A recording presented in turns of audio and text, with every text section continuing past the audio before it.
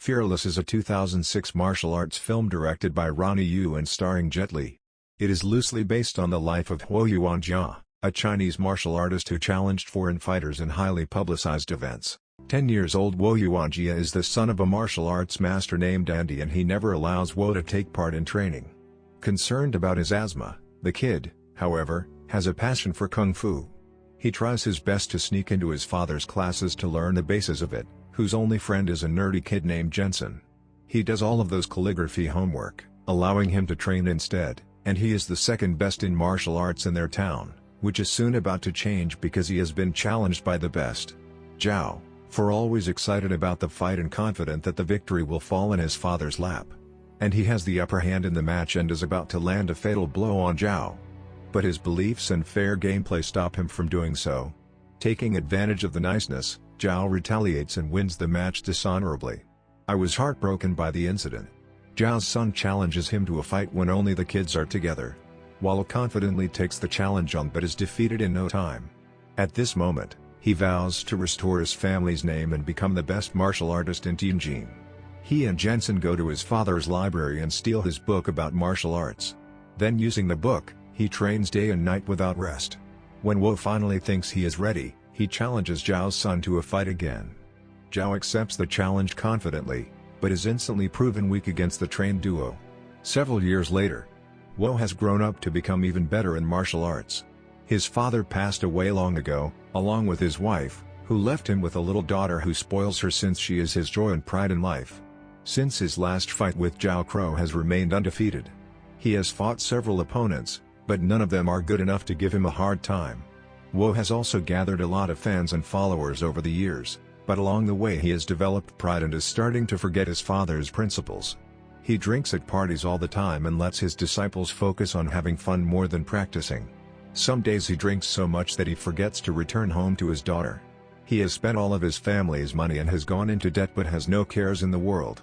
One evening he goes to his best friend, Jin Sun, who is now a wealthy businessman and the owner of a famous restaurant, as usual for drinks until midnight and treats his followers to unlimited food. Jin Sun's assistant reminds him that Fo was not paid his bills for over a year and they've been piling up.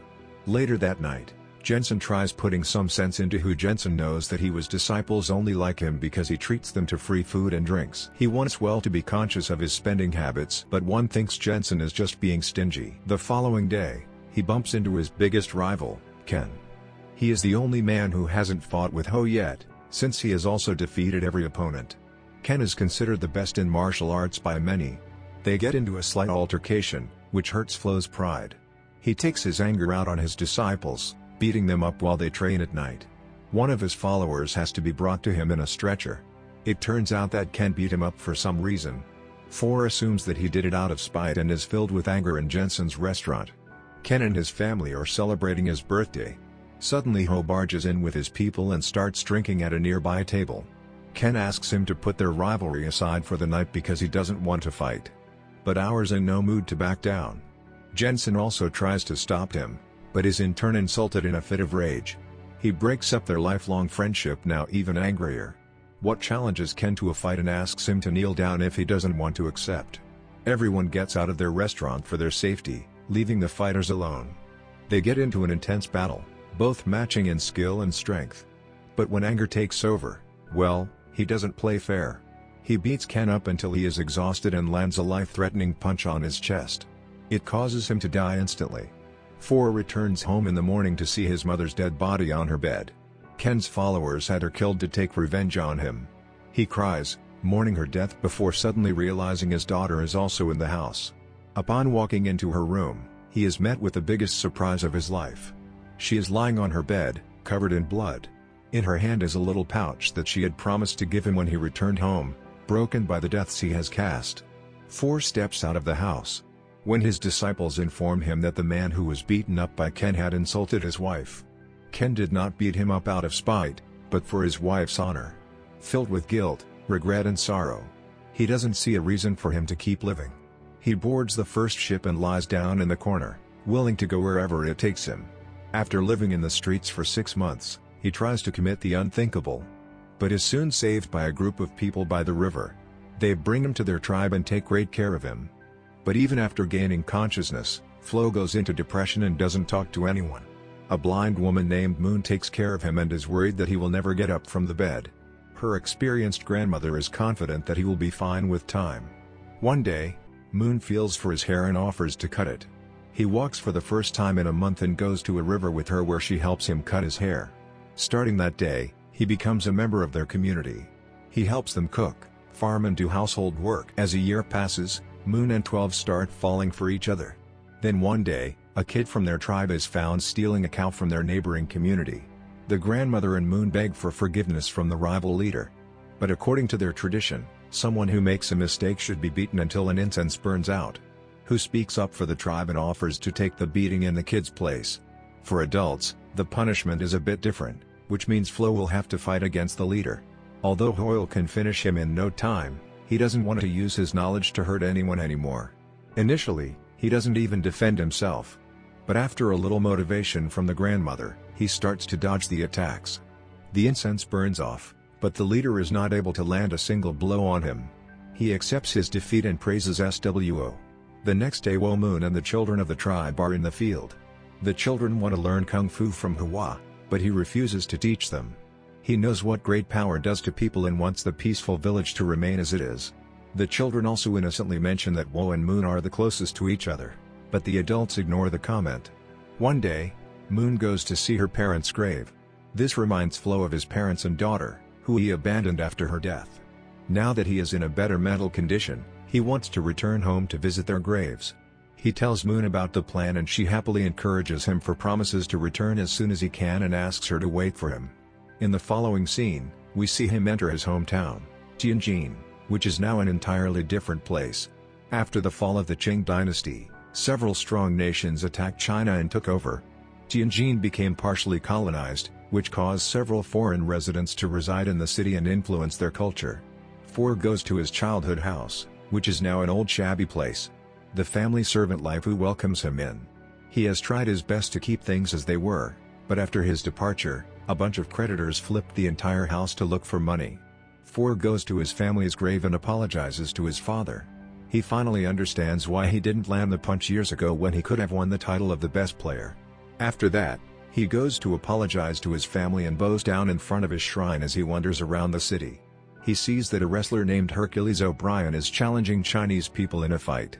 He has remained undefeated in every fight and is confident in the next victory to conserve Chinese heritage. One wants to challenge him, but he will need some money for it. For his next step, he goes to Jensen's place and apologizes for what happened years ago. He promises to have learned from his actions when Jensen finds out what he needs the money for. He doesn't waste time before handing it to him through an assistant. Then in the 1909 race club, Shanghai Hercules goes against Wo.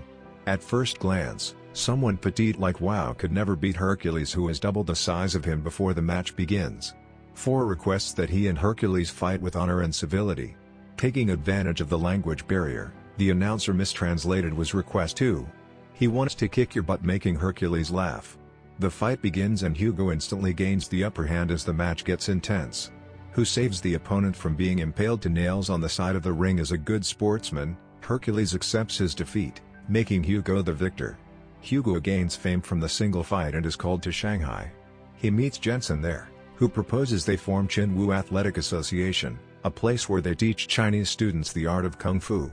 That way, even with the constant foreign pressure, they can preserve their heritage. Meanwhile, a group of officials from the foreign chamber is not fond of Photo's growing popularity among the Chinese public. They fear that his wins against the foreign fighters may trigger anti-foreign sentiments among the Chinese people. Hence, to make sure he loses in the ring next time, they propose a match between Hugo and 4 foreign champions consecutively in a single day. The Japanese representative, Mr. Mita, promises to end once and for all this time, even though the challenge is difficult and is obviously a tactic to make him lose, agrees to take part. One day before the big fight, he meets his rival, the Japanese champion Tanaka. They talk over tea and befriend each other. Tanaka is a fair and respectable sportsman like Wo, but unlike the people who are sponsoring him. Cut to the day of the fight. Four was made to go against 3 fighters from around the world, but none of them last in the ring for more than 2 minutes. Four manages to defeat all 3 without breaking a sweat. Lastly, he goes against Tanaka, who apologizes for the unfair match and asks him if they should reschedule. who says it's fine, and the first round starts. They fight using weapons of their choice. Uses a Sanjigu and Tanaka uses a katana amidst the intense battle. They accidentally exchange weapons. Tanaka is not very good at handling a single, so to make it a fair fight offers to exchange the weapons again. The first round ends in a draw because of the hold-up. While resting before the next round, drinks tea that is poisoned by Mr. Maeda, who wants to see him lose one way or another. The round starts, but Foil collapses and starts coughing blood. Almost immediately, Tanaka demands that the match be halted for the safety of the fighter. But when Foil registers, he has been poisoned. He wishes to continue as is going to die anyway, even when exhausted and seconds away from death. Foil manages to deliver a final blow to Tanaka's chest, using the same technique that killed Ken. However, he holds the punch back, this time learning from his mistakes. But just then he collapses. Tanaka declares for the winner, knowing that he held back on the punch deliberately. In the end, who falls into his friend's arms and dies. Tanaka angrily belittles Mr. Maeda for resorting to killing a man for the sake of his pride.